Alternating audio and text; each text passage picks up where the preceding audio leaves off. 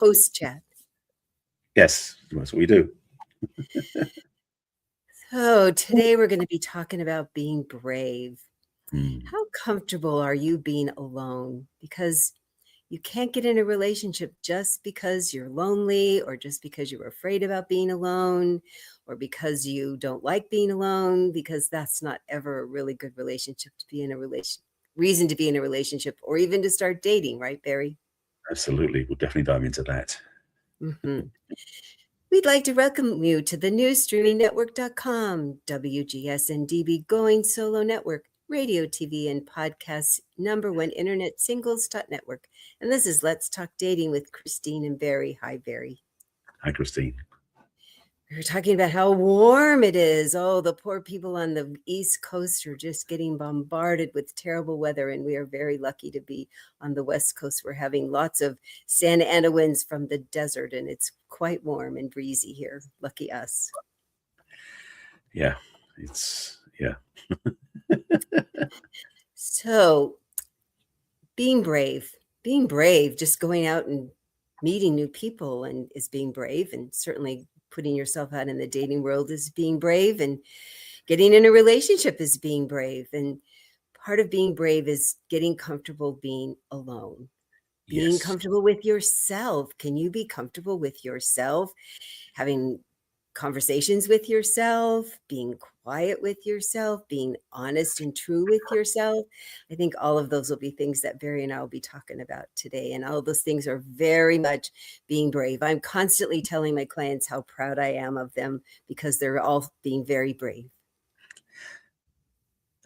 I'm trying where to start with that. Yeah, absolutely. Because the thing is that it seems almost counterintuitive to say that being single, being alone is braver than necessarily being in a relationship. But reality is, for many of us, it's easy to avoid ourselves when we're in a relationship than when we're alone. And yes, of course, there's all the reasons people use and justify to numb out, whether it's, substances or media or something else. So we avoid ourselves. But the truth is, to really be present and comfortable in our own skin is actually one of the best precursors to dating anyway, but also it's one of the most challenging things for people who want to really navigate how to be in a relationship. And so it is a choice about being brave to learn how to be comfortable in our own skin. Yeah, being comfortable on skin is a very good way to put it. And yes, there is an act of bravery to enter into a relationship, of course, and stay in a relationship. And today we're going to talk about just getting brave with yourself. So part of getting comfortable in your own skin is being comfortable in your body. How can you be comfortable in your body? Being grateful that your body keeps you up and about however you can be every day. I've been following a young woman on Instagram. It's called Jessie Wheels, I think is what her monogram, I guess that's what you call it on Instagram. I think it's 13 years ago. She was with her family in a car, and a tree fell on their car in the state of Washington in the middle of a horrible storm. And her parents were killed, and she was paralyzed. She's a quadriplegic, and she does have some movement of her arms and legs now after all these years. But to think about how she has figured out a way to, in her body that's got a lot of challenges, she's figured out how to be comfortable in her body. And she eventually married and became pregnant and gave birth to twin boys that are now a little over 3. So I wanted to bring her up in this conversation when I'm talking about being comfortable in your body, that you figure out what are the things your body can do and not do, and how to get the most comfortable with that. How much mobility can you do? Can you get a little more mobile, or what can you do and still be okay about that? Barry talks about how he walks every day, and you've walked every day for years, right? You post pictures on your Facebook page about how glorious. I love the duck fight. That was so that was like, I've seen it happen before, but I didn't have time to get my phone out and get a video of it. It just was one of those little sidebars. But yeah, I mean, for me, it's really, this happened during the beginning of the pandemic when we were locked down, and the only place I could get out of the house comfortably was to go to one of the local parks that didn't like shut down completely. And so it became a routine. Of course, when I also got my Apple Watch, it's a little nudge to go get exercise. So it's like, beeping like, time to stand up, time to walk around. It's like, okay, fine, I'll go do something. So it's a great little nudger for that purpose. So for me, it was something that I wasn't saying I'm going to go exercise. It was almost like I just wanted to get out of the house and I wanted to get my head clear. And also, because I was doing the afternoons after I've been working on the computer all day, it's like get out of the house to get my head clear. It was great. But now it's become my morning ritual for the last, I don't know, 3 or 4 years to start my day. And it really is something that I enjoy doing because it's me time, absolutely. And it's about, yes, I have my phone with me. So if I needed to get a call or needed to make a note, I can do that. But my primary focus is just to be in my body, to enjoy myself.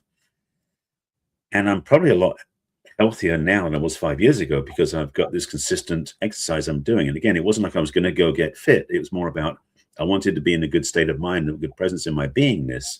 And the side effect was I was getting healthier and getting stronger.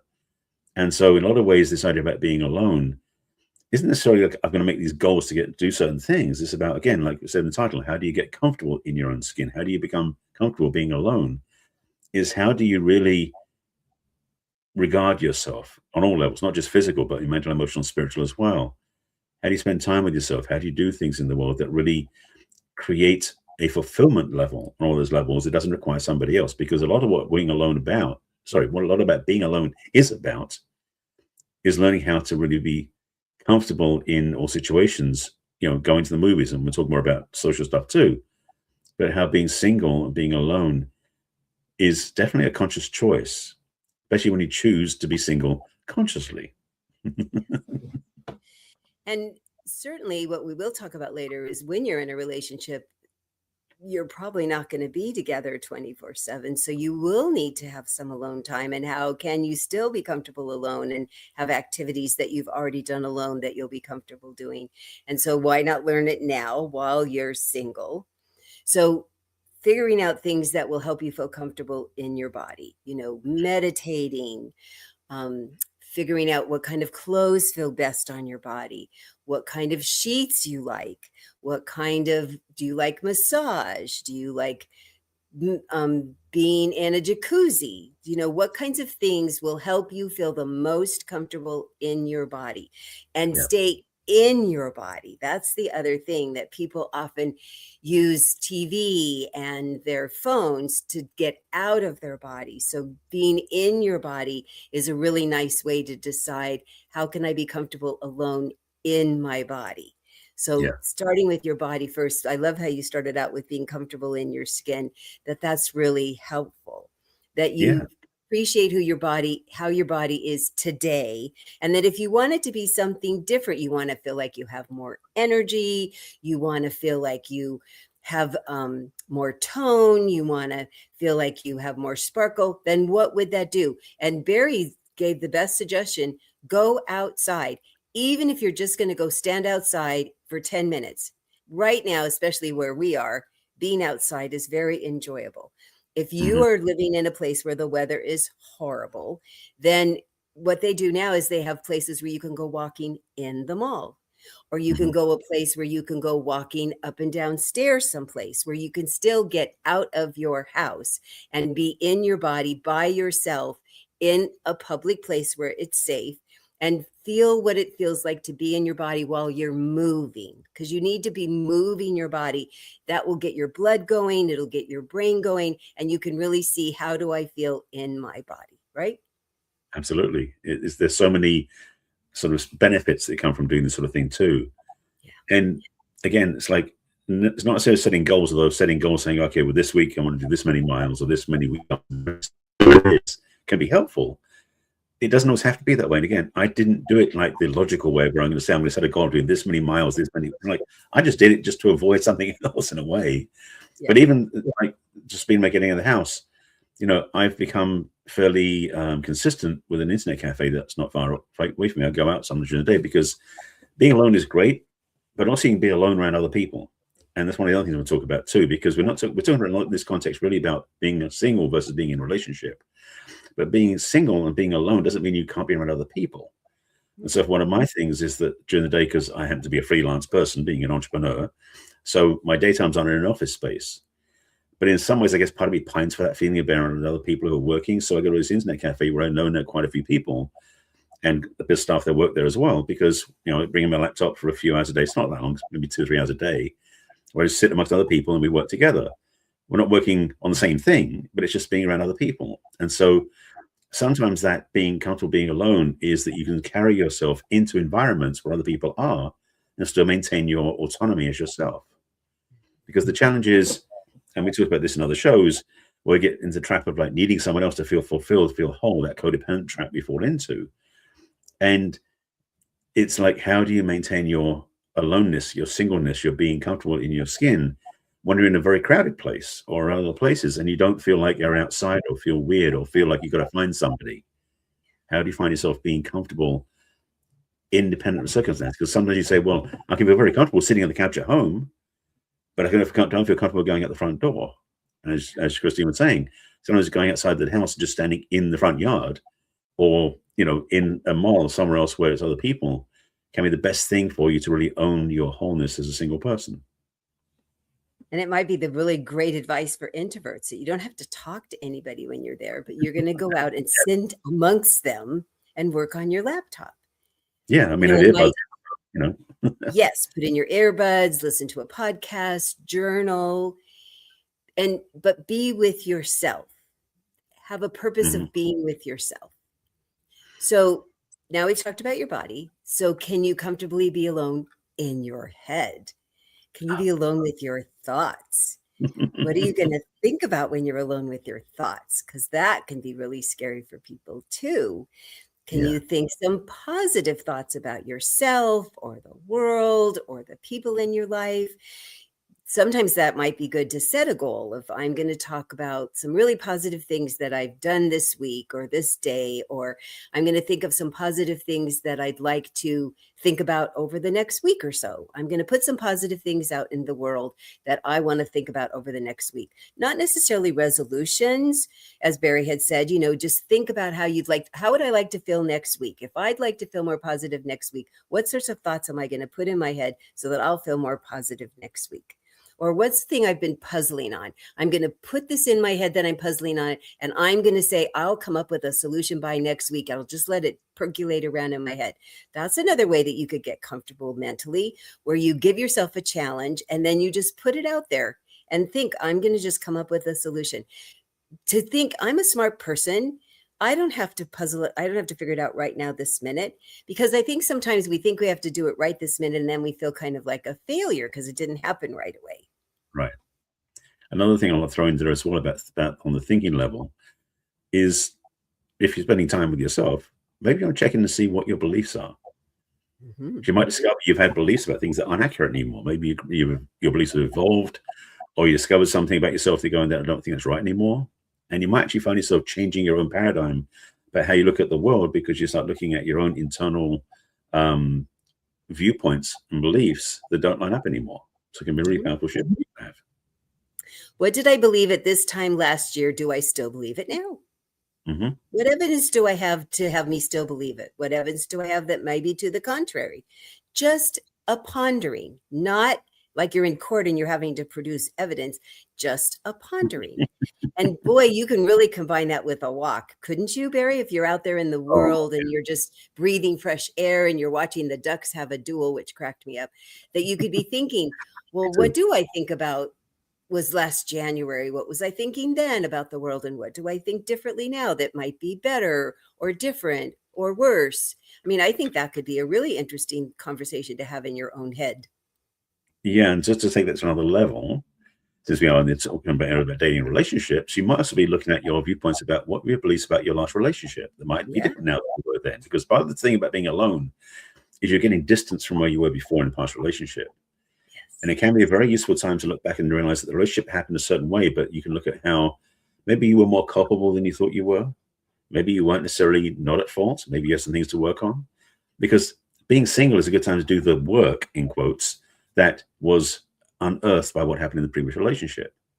So at the same time as about what are your beliefs that changed over the last year or so or more, what's changed about your viewpoints looking back at that past relationship? Not necessarily from a place of regret or pining or wishing or any of that sort of stuff, but no. That relationship was a period in time. It's now complete. I'm being clinically intentional in this way. That where you are now is different. What did you do then that you could do differently going forward if it didn't do things the way you wanted to? I definitely had some of those experiences in past relationships. I should say after past relationships where I looked at something I did and said, I'm not doing that one again. So changing your beliefs and understandings about what happened and how you move forward can also prepare you for the future when looking into another relationship. So this is a good time to spend in that self-reflection time. Yes, it brings up that saying of Maya Angelou, we did best what we knew then, and now that we know better, we can do better. So what did I learn? What did I learn that I could now do better for me, that could help me be more comfortable alone now, more grateful that I'm not in with that person right now, more grateful that I know this for the next time I'm going to be with somebody, to stay in gratitude for everything we've learned. Boy, that is really a challenge, because it's too easy to go, oh, them and they were terrible and I'm really a bad person that happened to. That you could say, but in reflection, especially a year later, to say, I can see why I'm grateful. I can see why that ended. I can see why it's not in my life anymore. And even for people whose spouse died, to say, I'm grateful that I had them. I'm grateful I had them as long as I did. Look what I learned from them. Look what I now know I want in a relationship again. And look at what I went through and how strong I am because of that, and how resilient I am because of that. And that I really hadn't planned on being alone again. And look at what I figured out how to do alone. I mean, oh my gosh, how grateful we could be for that. And it's too hard in the first little bit. So to look back a year later for that, to say, oh, look at me, I did good. I mean, really, because being alone is very difficult, especially after widowhood. So to look back and say, I am getting more comfortable being by myself, that's a really good, brave thing to say to yourself. Absolutely. Yeah, I got some ideas to talk about that, but I know I'm going to take a break, so I'll save them for after the break. So Perfect. yes. Yes, we're getting ready to have a break with our wonderful sponsor that streams our wonderful podcast, the streamingnetwork.com. So first, if any of this is resonating with you and you would like to talk to Barry or I, the best way to get a hold of me is to go to my website, which is www.theperfectcatch.com, and scroll to the middle of the page and click on What's Holding You Back from Love questionnaire. And you answer 10 brief questions about where you are and where you'd like to be. And then you'll have access to my online calendar, and you can schedule a complimentary conversation to talk to me at your convenience, or you can send me an email at Christine@theperfectcatch.com. And how would people reach you, Barry? Well, similar to Christine, you go to my website, which is my name, barryselby.com. And at the top of the screen is a button that says Let's Chat. And similar to Christine, I also have a questionnaire and a calendar access too. So if you click on the Let's Chat button, I'll take you to my calendar. After you fill out a questionnaire that's about 12, 13 questions, that will help me get some clarity on what you're looking for and what's working for you and what's not working for you. And then you get on my calendar, we have a Zoom chat for 20 minutes, my gift to you. And we can see what's going on in your life and where you want to go and if I can help you or not. You can also drop me an email at barry@barryselby.com. And we'll tell you all about the other things that we have at the end of the show, but let's just give you a little teaser of what's coming up next. An appetizer. Yes, an appetizer. So we're going to take a short break to advertise the new streamingnetwork.com, who sends out our wonderful podcast every week. We'll be right back with more of Let's Talk Dating with Christine and Barry, talking about being brave. Are you comfortable alone? See you in a moment.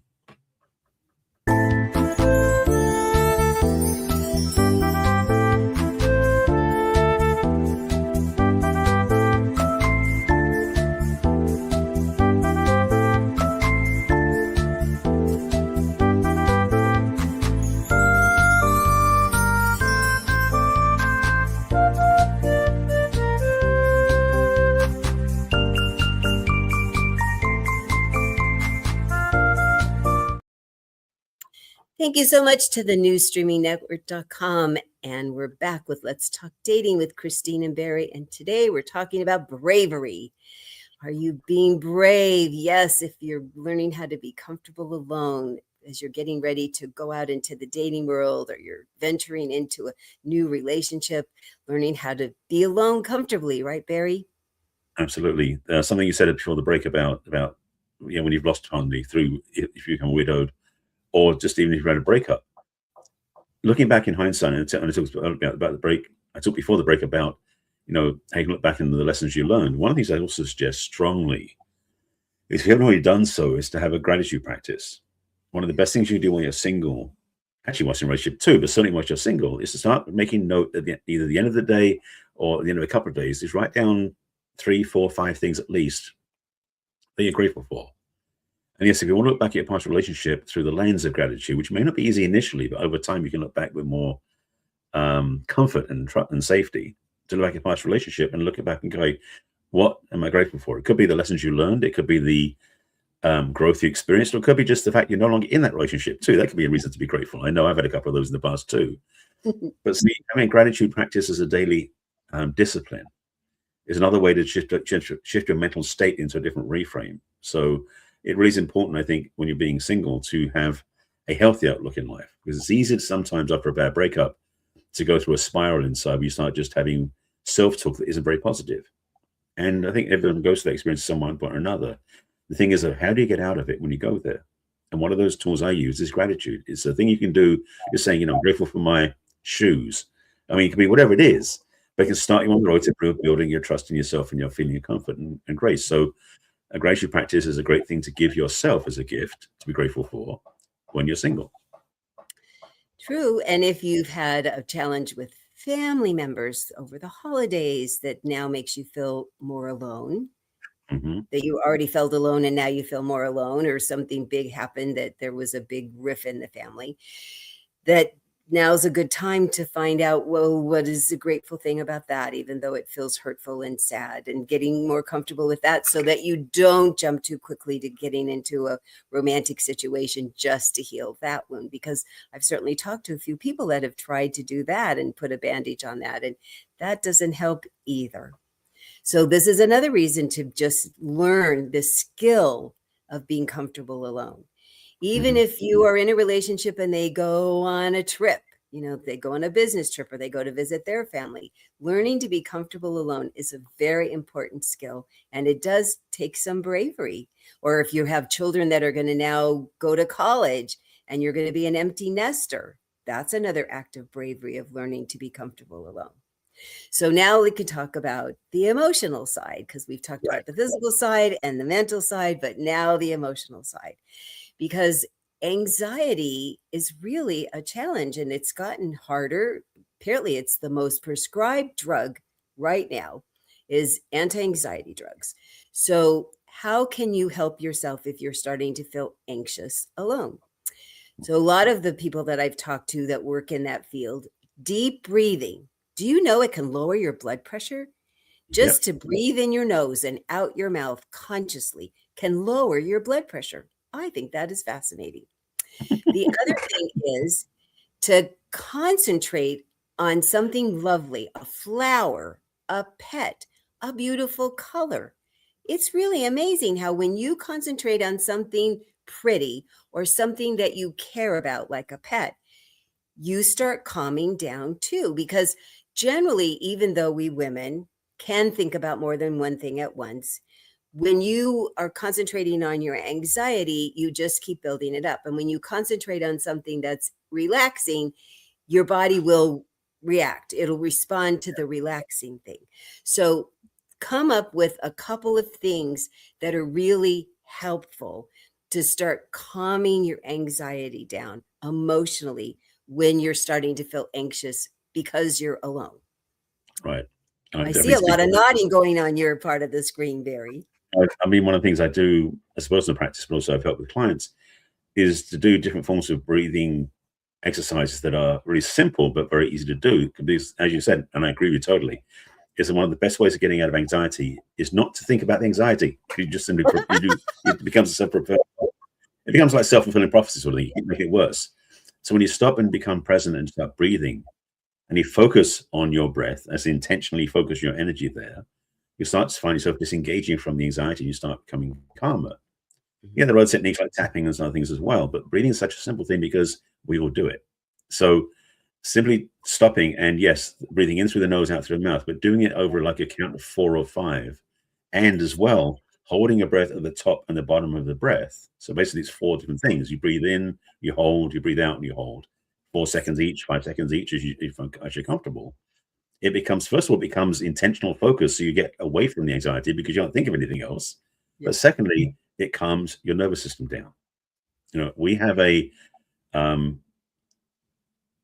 tendency, and I'm trying the right word to use for that, that when we get caught up in anxiety or frustration, our nervous system gets sort of knotted up and tied up in a little bundle that gets really anxious as well. So we don't get out of it easily. But breathing is one of the things that just starts to relax our muscles and our own nervous system so that we don't fall into the trap of anxiety anymore. So it's a real powerful thing.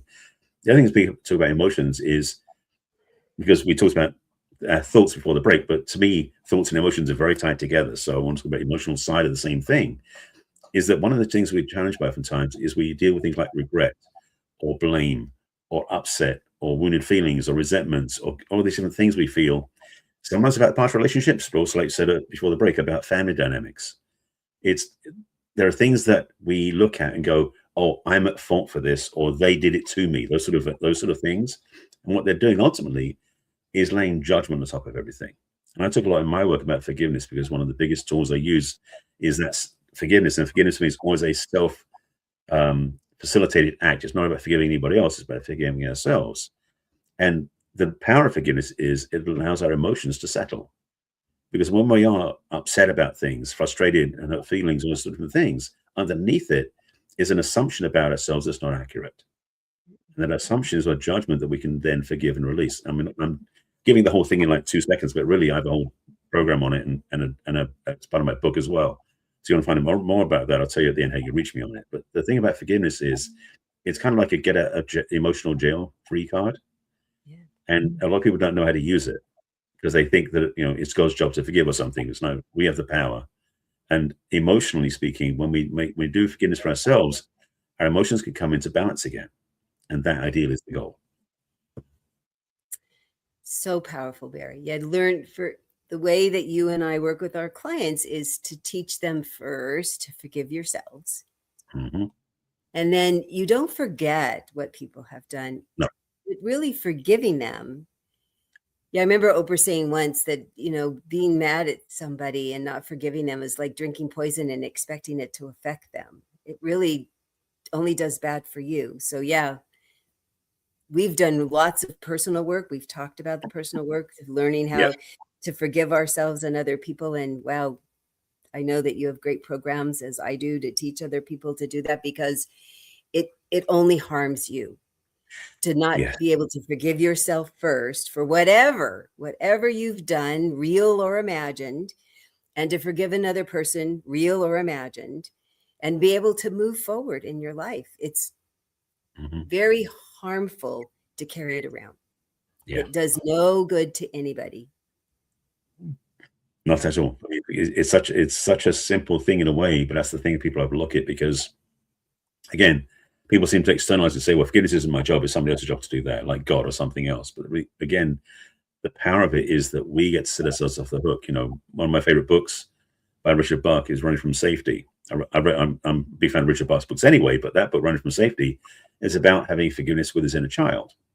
And part of the job of being alone sometimes is to really come to alignment with all those different aspects of ourselves that have gotten knocked out of alignment. And sometimes we've gotten so off center that we carry this judgment or blame about ourselves that basically gets in the way of us being comfortable in life in general, let alone in a new relationship. So forgiveness is one of those gifts that we give ourselves, especially when we think we're responsible for something that didn't work, or we think that we're the cause of somebody else leaving or passing away. Even because I know some widows carry this feeling that somehow they're responsible for their partner not living. That's an inaccurate statement, and we carry so much energetic on it. So the emotional freedom we get from forgiveness is vital for your own comfort and then the next relationship. Yes. Oh, so powerful what you said. Yeah. So the fourth alone is spiritual. Yes. Whatever your belief or practice is, I will tell you, so many of the people that I have met, especially when I was working with children with special needs, those parents and the parents of children that have died, their foundation that carried them through was because they had a spiritual belief and practice. It just did. The ones who didn't have it had a much harder road. So whatever you can believe or not believe about God or Buddha or angels or something seems to give a lot of people some comfort that they don't have to be in charge of everything all the time, that there's something greater looking out for you, has your back, is in charge of more things, that there's a good reason for lots of things. I mean, I love Rabbi Kirshner's When Bad Things Happen to Good People. It's a challenging book to read, but it's really comforting. So to think about, how do you soothe yourself spiritually when you're alone? Because being alone can feel really scary if you think you're alone. But if you have some sort of a spiritual belief, then you don't think you're alone ever. You've always got somebody with you. If you believe there's some sort of a higher power somewhere, they're always with you, right, Barry? Well, yes, and my belief system is that being is actually inside, not outside, so it's not very far away. Yeah, I think they're hanging around all the time. Right. So for me, and I know some people might sound really weird, is that I'm very much about having a meditation practice. Now, meditation is not a very complicated thing. You know, I said earlier about how you can just breathe slowly. That can really bring you present after anxiety. Meditation is very close cousin to that, because meditation really is sitting still with your eyes closed and breathing. Mm-hmm. There are breathing techniques that are involved, like using mantras and other things too. But I personally think the meditation can be as simple as being aware of our breath. And it's not about some woo-woo thing or something fancy or chanting or anything else. But being conscious of our breath when we're contemplating some sort of spiritual theme, focus, or something like that, is what brings us back to ourselves. One of the challenges I know in life, and this is an overarching thing for the whole conversation, is it's easy to get pulled away from our center. We get pulled into other things. We start reacting to what's happening out there, and we end up going down this rabbit hole of being so at the mercy of what's around us, we forget who we are. And for me, the spiritual component, spiritual practice, is the most important part of me coming back to myself. Because yes, dealing with the emotional stuff, with the mental stuff, and the physical stuff are keys. The thing about the spiritual piece is there is only one state in the spirit, which is presence. The thing with emotional, there can be positive and negative experiences. With thoughts, we can have positive thoughts, negative thoughts. Same with physical stuff, physical pain and physical freedom. But when it comes to spirit, there's no positive, negative. It's all one thing, which for me is presence. So to be conscious of that, to be present to ourselves, and even just hold the belief that we are connected to something greater than ourselves, is a powerful place to be. And that gives you freedom. Freedom and peace. Yes. I think those, boy, if we could just all have those words as our, already lots of people pick words for the year. Boy, wouldn't those be good words for the year, right? Yeah, absolutely. And I do hear that so loudly from so many people when they've gone through really hard things or joyous things, having that belief that there is just, you are connected with something bigger, whatever that bigger thing is. I mean, whether you go to a house of worship, you know, as we both belong to something, or you do it in your own heart, in your own house, you never feel all alone. I mean, that really is the bottom line. You never feel all alone. And I think I like that. It works for me. And I would say, actually, to underscore that, because talking about going to a place of worship, whether whatever your particular spiritual religious practice is a lot of people sometimes just do that once a week thing, and they basically leave it there. When they leave the place, they forget all about it and they go back to their lives. And what we're talking about here is that basically you take it with you. And whether you do go to a place of worship, which is a religious structure or a new thought structure or even a Wiccan thing, whatever it is for you. I mean, I'm just throwing ones out there just because there's so much choice. But if you come back to the self that you carry the spiritual practices with you every day, all day, meaning that you're present to yourself, first of all, it will change how the world is how you see the world, how it's related back to you. But also, you'll change how you interact with the world.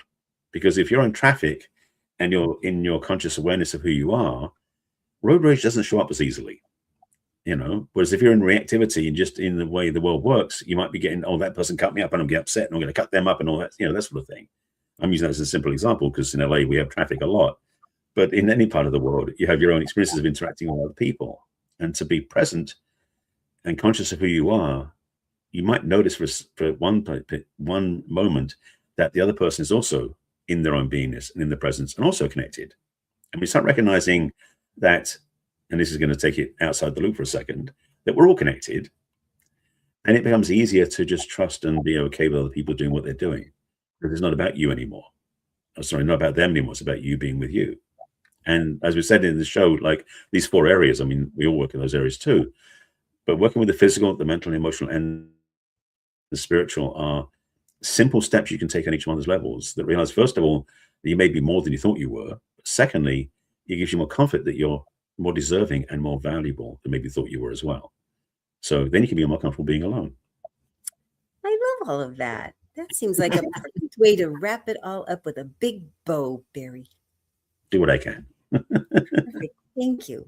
Well, I think we should just end on that and move into, boy, if you want to talk to Barry or I about all of this, if you're feeling alone or you don't feel comfortable alone, or you are feeling more comfortable and you'd like to feel even more comfortable, or anything we've said has landed for you, we'd be so happy to talk to you more. So I'd love to send you to my website, which is www.theperfectcatch.com. And if you want to talk to me, scroll to the middle of the page and click on the What's Holding You Back from Love questionnaire. Answer the 10 brief questions about where you are now and where you'd like to be. And you'll get a chance to schedule a complimentary conversation with me through my online calendar. While you're on that homepage, look at the top. You'll see I have an ebook that you can download for free that has a bunch of dating advice and techniques that I'd love to share with you for free. You can also join my mailing list. Each week, you'll get this podcast delivered to your email box so you can watch Barry and I on replay. You can also scroll to the bottom and see all my social media icons of Facebook and LinkedIn and Instagram and Twitter and YouTube and Pinterest. And if you click on that YouTube one, you'll see Barry and I. You can binge on us for almost 270 times that we've gotten together and given so much wonderful dating and relationship advice. And if you'd like, you can send me a personal and private email at Christine@theperfectcatch.com. And Barry, tell people how to reach you. As I mentioned at the halfway point, you go to my website, which is barryselby.com. And yes, at the top of the screen, you can get on my calendar and fill out an application form there where we can get a scheduled chat by clicking on that chat button. But also on the homepage are 2 other options. At the bottom of the screen is a way to get on my email list, just to opt in with your name and email. And you'll get a weekly email from me, which includes a replay of our show, as Christine does for her audience. I do it for my audience. But also anything else I'm working on. So I have a few different things coming up this year that are going to be very interesting to some people who are looking for that sort of thing. So definitely be on my email list. At the middle of the screen is one of the first of my 2 assessments, my quizzes that I created. One of them is a relationship readiness assessment. So you click on the button that says take the quiz. That will take you to a form that you fill out, I should say a quiz that you answer questions on. And then we'll give you guidance and next steps. And you'll get an email back with where you are in the progression of not ready to being ready for a relationship. It's not be good if you're single. You can also go directly to it by going to barryselby.com/quiz. The second one, which I created, which I've not found a place to put on my site just yet, still been thinking about where I'm going to put it, is the self-assessment. And basically, and it's barryselby.com/self-quiz. But that quiz is a much deeper chance to reflect on yourself. And in this conversation we've been talking about, it might be a good place to start, frankly. If you take that assessment, you'll get a whole PDF you can download with lots of instructions, guidance, and next steps you can take. But also, it will give you a chance to review and look at different areas of your life where things maybe not working as you will as you want to. And the reason for doing that is so you can get some clarity, because one of the challenges is we tend sometimes to ignore where we are in our lives in looking in the mirror. So this is a chance to reflect on that. So recommend the quiz and the self-quiz as well. On my book page, you can also get my book, which has been out for 13, 14 years now. It's been out for a while now. That's 50 Ways to Love Your Lover. If you're not sure about the book, you can click on the little audio track at the top of that page, which gives you a 13-minute or so conversation between 2 really expert voices that are all AI generated that talk about my book in very useful and illuminating ways, so you can see if you want to get the book yourself. So do that for free.